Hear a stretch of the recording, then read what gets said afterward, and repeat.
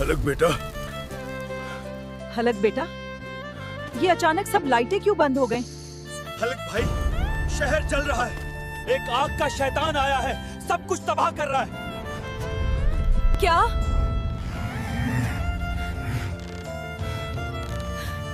मेरी जमीन को जलाएगा। बेटा जा, अल्लाह तुम्हारी हिफाजत करे। बचाओ!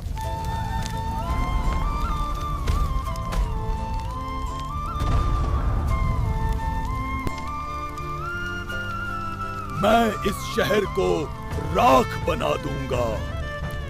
ओए कोयले!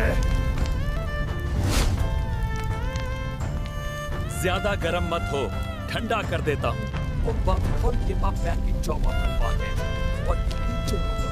उसका सब बैच दे। बट दोस्तों, अगर तुम चाहते हो मैं इस शहर को बचाऊं, तो फौरन लाइक और सब्सक्राइब करो। ये ले! फायर ब्रिगेड जिंदाबाद!